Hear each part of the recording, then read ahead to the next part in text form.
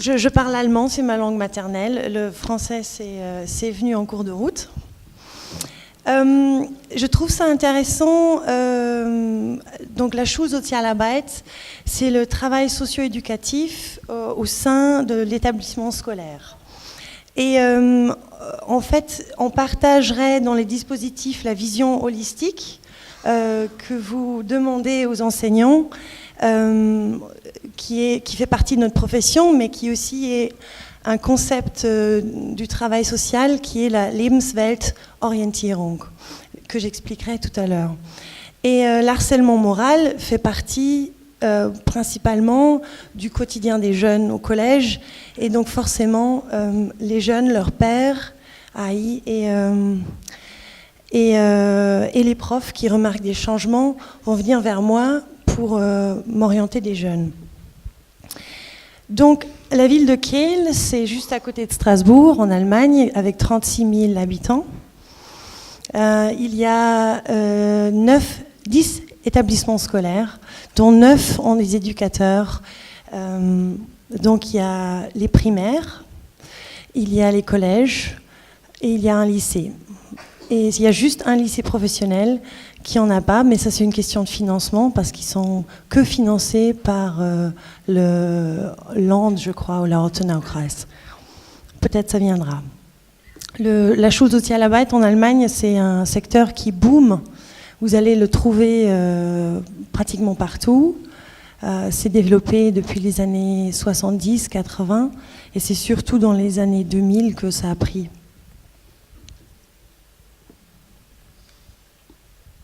Le financement, juste si vous voulez copier le modèle, donc c'est la région du Baden-Württemberg, le département entière, donc un tiers chacun, et la commune un tiers.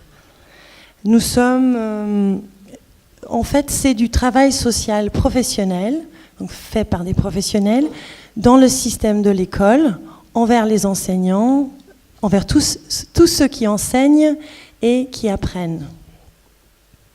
Ça, c'est une définition d'une collègue qui l'a faite et je trouve qu'elle est très juste. En fait, donc, il faut imaginer, je suis employée donc par la ville, ça peut aussi être des collègues qui sont employés par la Diaconie ou la Caritas en Allemagne. Donc, on n'a pas de compte à rendre envers le chef d'établissement. On est indépendant.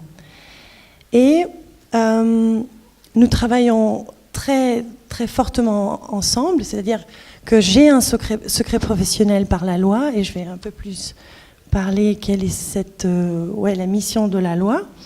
Donc, les jeunes viennent vers moi, osent venir parce que je suis tenue au secret professionnel. Et donc, il y a ce contexte de confidentialité qui fait qu'ils osent poser la question, et moi, j'ose leur poser la question. Comment ils vont ?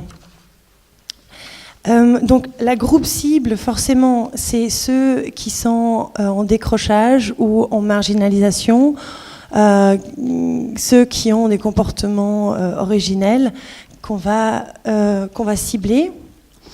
Nos méthodes sont donc l'accompagnement individuel, sont le travail de groupe, et comme Bruno Michon l'a expliqué tout à l'heure, Gemeinwesenarbeitsansatz, donc un peu le community organizing que vous connaissez des anglo-saxons, c'est-à-dire cette approche d'inclure toutes les forces vives du quartier, des quartiers qui entourent le collège, dans la réussite scolaire de ce jeune ou bien dans l'accompagnement. Alors, je reviens vers la mission. Donc la mission, elle est dans le code de l'action sociale et des familles allemande qui s'appelle KJG, Kinder- und Jugendhilfegesetz.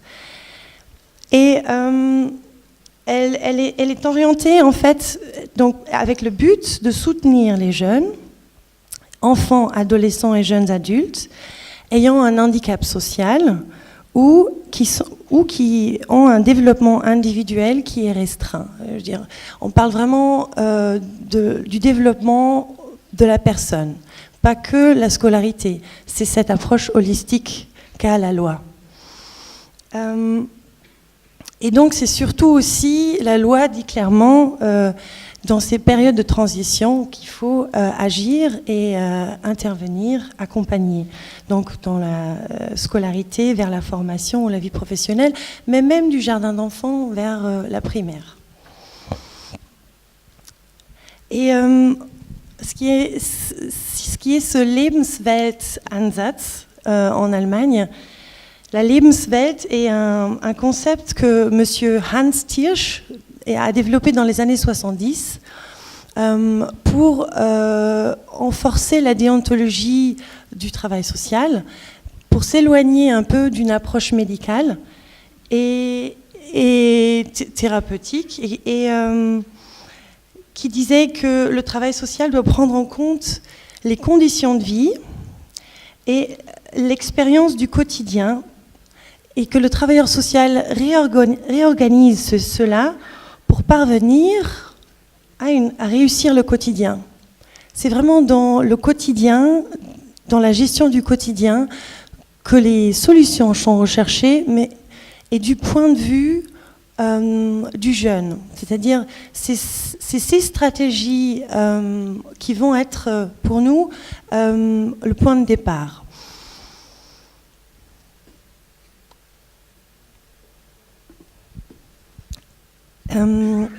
La Lebenswelt, c'est le monde dans lequel vit une personne. Donc forcément, c'est une construction mentale. C'est ses relations personnelles, mais c'est aussi l'espace social qui va... les espaces dans les quartiers, dans les écoles, qui va s'approprier. Donc on va essayer, en tant qu'éducateur, de appréhender la Lebenswelt de ce jeune, de mieux connaître, donc construction de relations, bien sûr, mais qui sont les personnes référentes, où est-ce qu'ils se baladent, qu'est-ce qui l'influence, dans quelle subculture, bref, tout cet entourage qui va créer ce qu'on appelle die Lebenswelt. Et on va prendre le jeune comme un expert, on va le prendre comme partenaire pour trouver des solutions dans le quotidien ou pour réorganiser ses conditions de vie.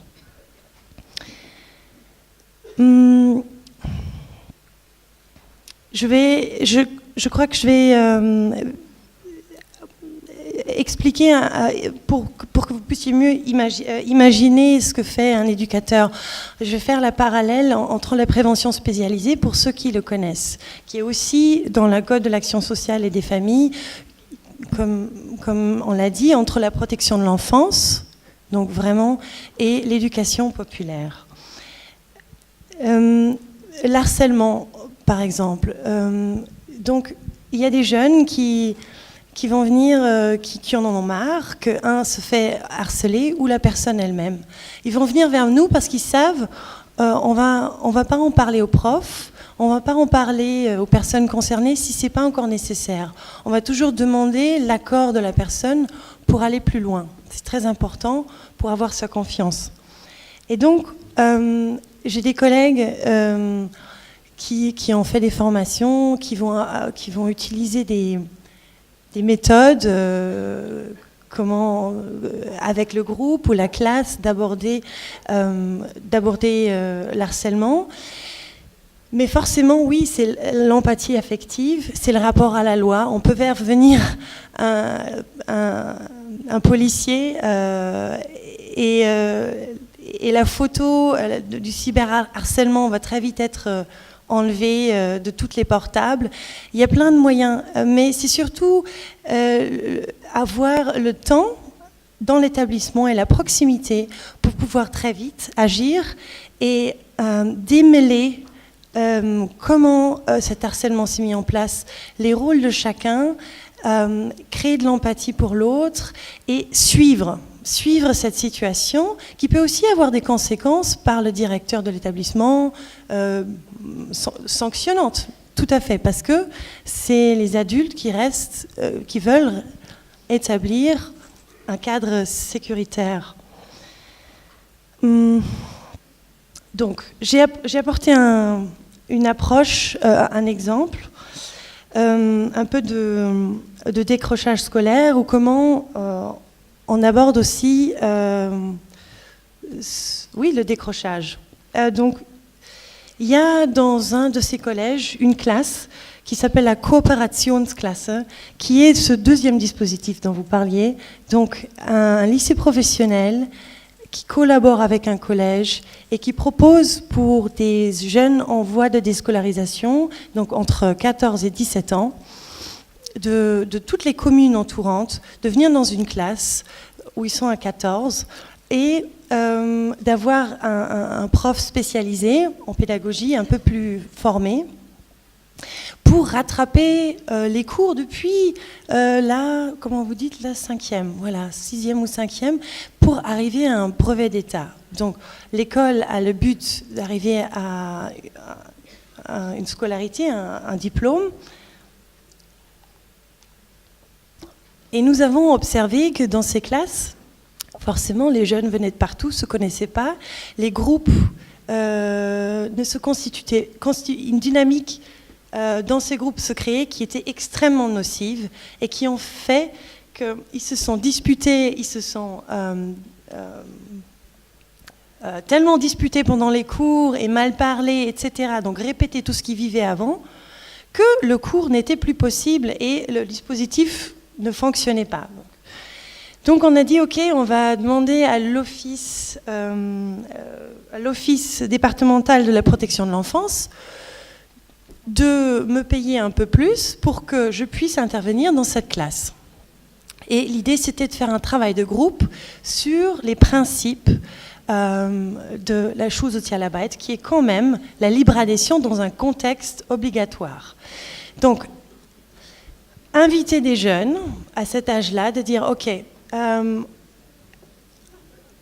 je veux vous accompagner à que vous ayez votre brevet d'État, mais on va faire un projet social à côté.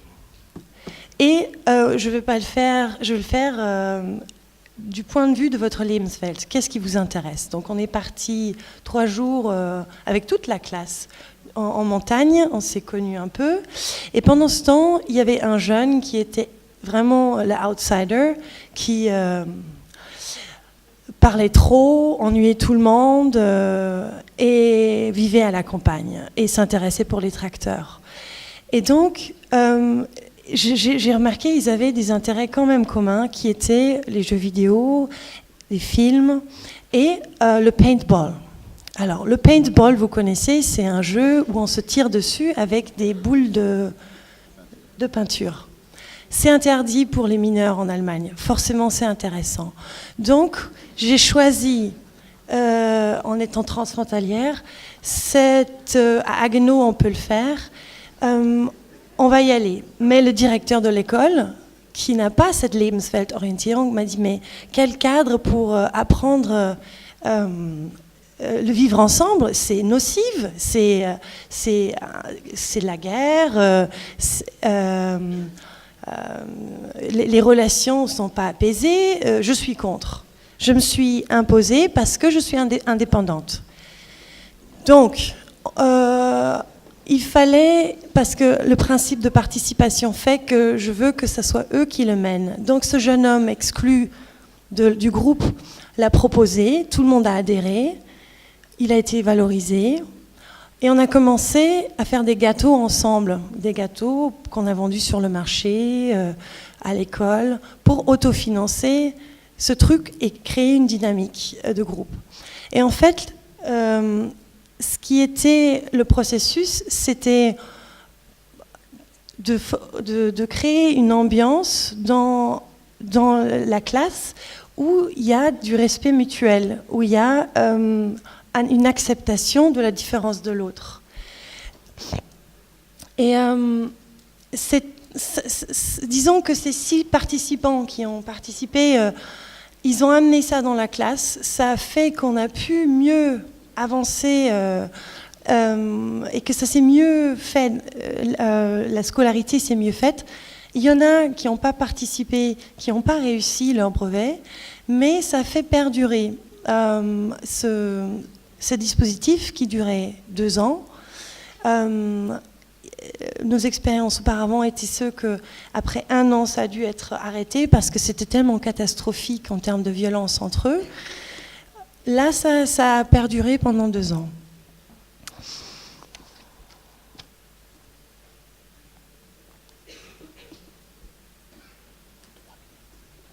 Okay. Donc,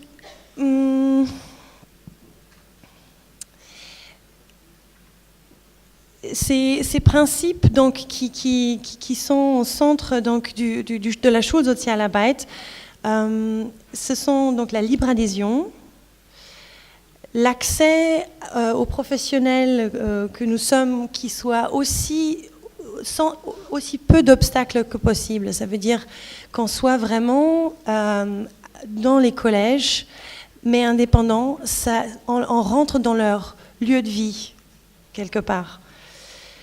C'est la confidentialité et le secret professionnel. C'est comprendre leur Lebenswelt, être en lien avec leurs espaces et leurs milieux sociaux, c'est-à-dire pas faire du travail de rue, mais être en lien avec les équipes sociaux qui sont dans les quartiers où ils habitent, faire des actions collectives et améliorer leur cadre de vie. C'est arriver bien sûr à la participation à chaque fois des jeunes dans tout ce qu'on fait et s'orienter non pas vers les déficits mais les ressources des jeunes et les impliquer. Et quand Madame Delphine Brideau me demandait de me parler des problématiques de l'école allemande, il y a cet harcèlement, il y a le décrochage. Comme vous savez, il y a aussi tous ces jeunes demandeurs d'asile et réfugiés en Allemagne qui inondent et qui changent notre pays, heureusement, et inondent aussi les écoles. Donc il y a une complexité en plus qui fait qu'on a des classes de jeunes gens qui viennent d'Afghanistan, d'Érythrée, d'Irak, d'Iran, mais aussi des pays européens. Il y a des Roms, Bulgares et Roms, qui changent un petit peu les rapports dans les collèges. Et tout ça est à accompagner. Donc, notre force, c'est qu'on est dans l'interstice entre la Lebenswelt, le milieu où vivent les jeunes, et entre le système scolaire, où on peut leur ramener les normes, leur expliquer les normes de l'école et faire un petit peu passeur entre ces deux espaces. Je me pose la question, pourquoi la France n'est pas encore inclus ce type de dispositif.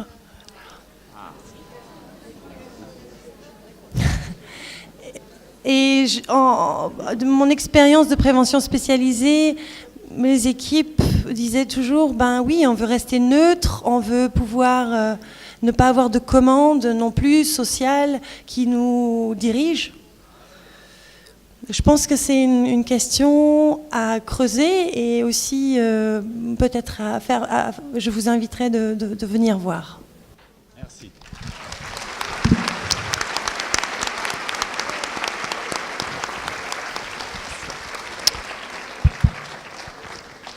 Merci à nos 3 intervenants, tous les 3 tout à fait passionnants et brillants.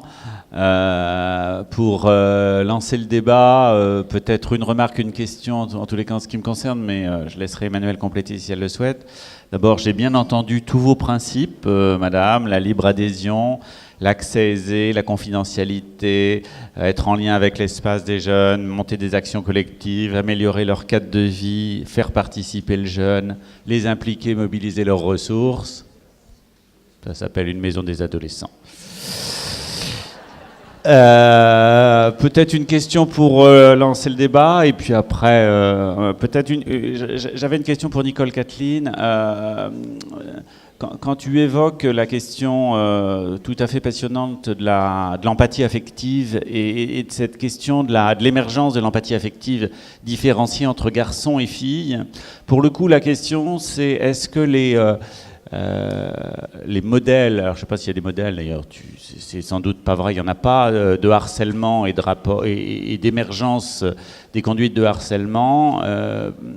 On imagine assez logiquement qu'elles émergent de façon différente et à différents moments, selon qu'elles se jouent entre les communautés de garçons et entre les communautés de filles. Donc, est-ce que tu peux préciser un peu ça?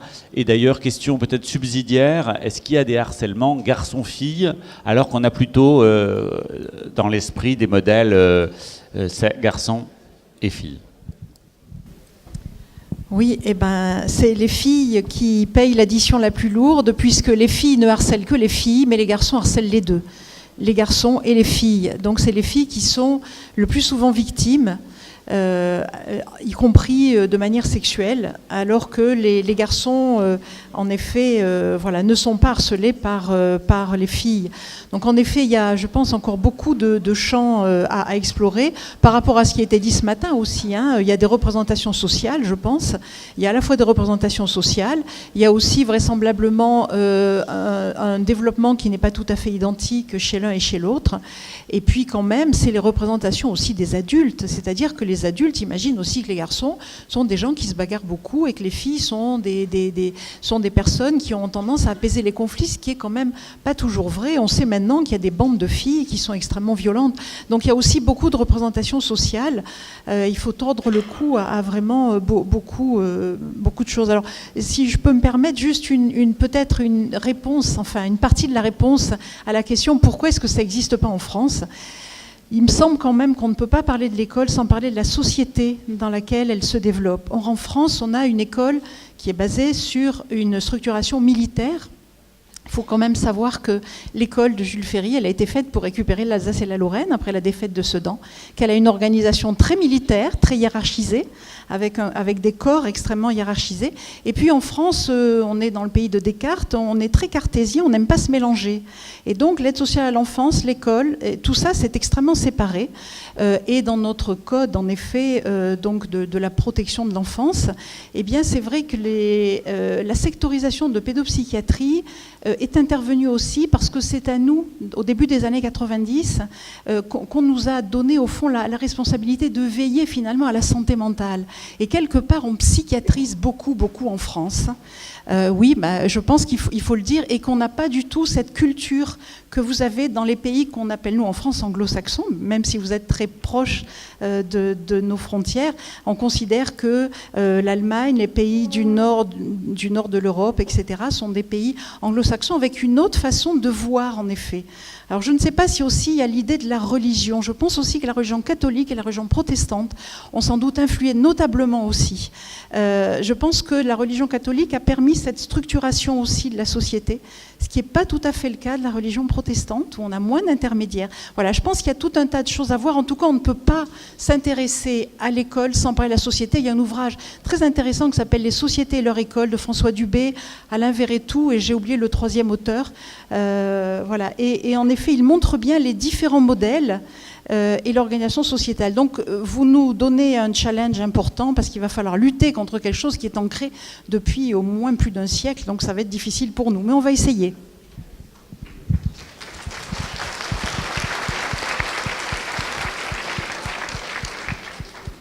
Merci de ces précisions.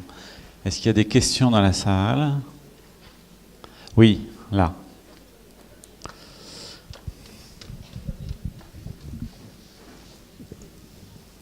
Bonjour, je m'appelle Catherine Bech, je suis responsable du service social en faveur des élèves à l'Éducation nationale. Et je voulais quand même préciser qu'effectivement, nous n'intervenons pas sur le premier degré, faute de moyens, mais nous intervenons quand même de façon active, pas aussi développée qu'en Allemagne, parce que je vous envie beaucoup quand je vous entends dire qu'il y a un travailleur social par établissement scolaire. Nous en sommes à 3, voire 4 par travailleur social. Mais nous avons exactement les mêmes principes d'éthique, de pratique, et d'indépendance aussi, et de cadre sécurisé pour les élèves. Et nous travaillons bien sûr en partenariat. Nous sommes souvent le lien entre l'extérieur, l'intérieur. Et bien évidemment, nous essayons au mieux d'être partie prenante du système éducatif, tout en étant partie prenante aussi de la vie sociale extérieure. Voilà.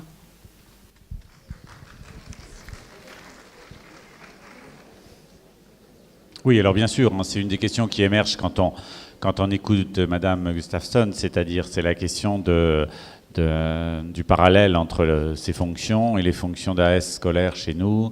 Voilà. Il n'empêche que les AS scolaires, elles font partie de notre organigramme militaire, de l'éducation nationale, et que je pense que... Je sais qu'elle n'aime pas que je dise ça, mais c'est une réalité. Et Dieu sait pourtant combien j'ai d'estime pour les AS. Mais je pense qu'il y a une vraie différence dans le fait que vous pouvez aller faire du paintball en transfrontalier, y compris si le chef d'établissement estime que c'est une hérésie et que en plus vous contrevenez à la loi. Oui, là-haut.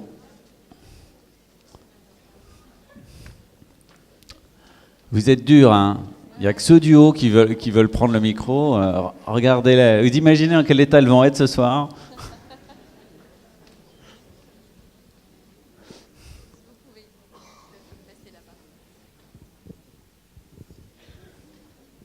Bonjour. Moi, j'aurais une question pour Monsieur Flavier. En fait, j'aimerais savoir si vous êtes en mesure d'établir des corrélations entre l'augmentation du phénomène de décrochage scolaire et la politique de l'éducation nationale qui consiste à ne plus faire redoubler les élèves en difficulté. Question qui tue.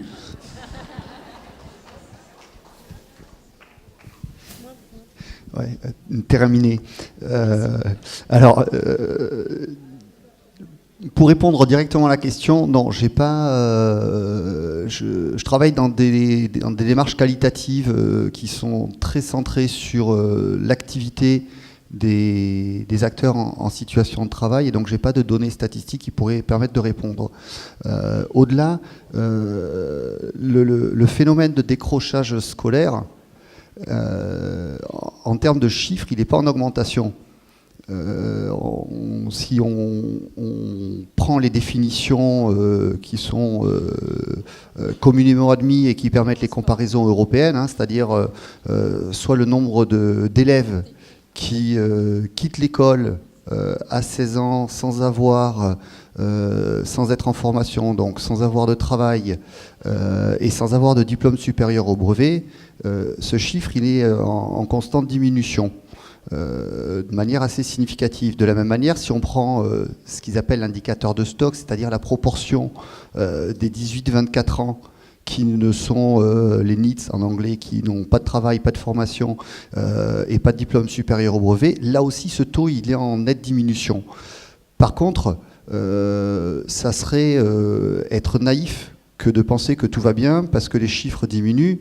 Il y a 40 ou 50 ans, on pouvait s'insérer professionnellement et donc socialement beaucoup plus facilement en étant dans cette situation une formation très courte et un diplôme qui n'est pas supérieur au brevet.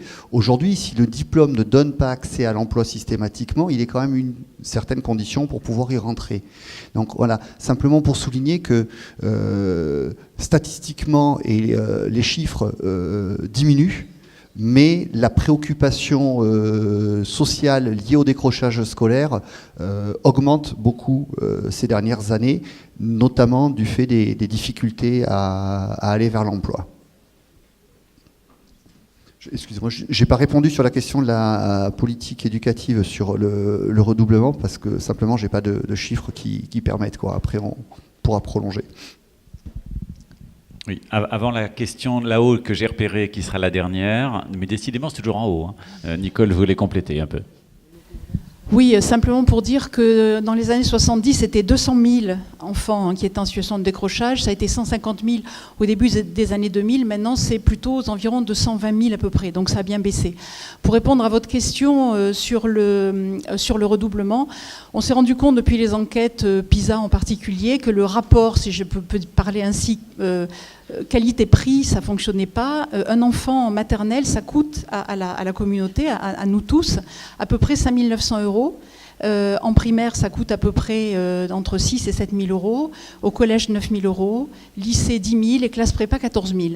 Et on considère en effet que le rapport, au fond, qualité-prix n'est pas là.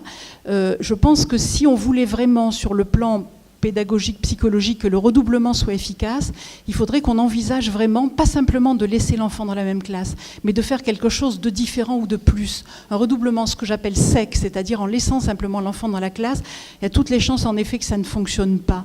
Parce qu'en effet, il y a déjà la perte des copains, ça suffit pas, mais il y a aussi le sentiment de honte que peut avoir l'enfant.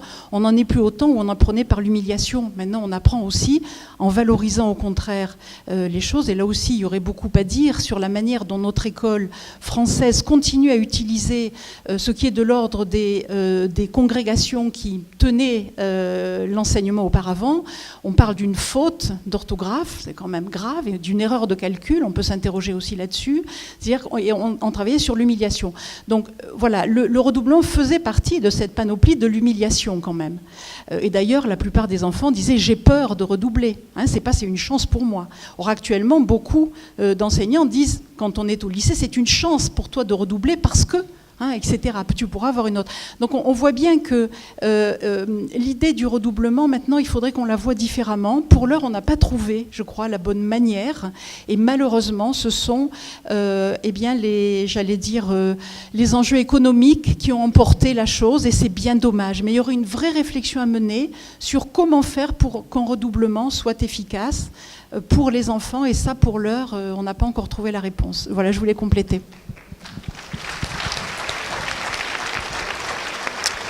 Dernière question.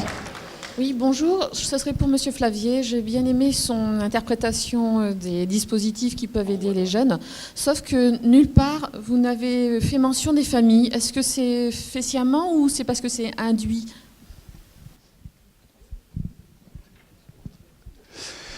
Parce que j'ai pas travaillé avec les familles, essentiellement. Voilà, je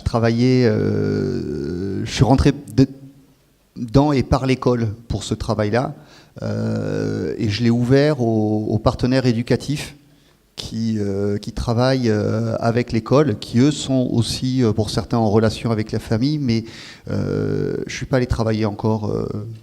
Peut-être un jour, mais disons que pour le moment, j'ai pas d'éléments tangibles, j'ai pas de matériaux, j'ai pas de données en ce qui concerne les familles. Par contre, ils font partie effectivement de la sphère éducative autour des enfants, incontestablement. Merci. Merci. Bravo encore une fois à tous nos intervenants.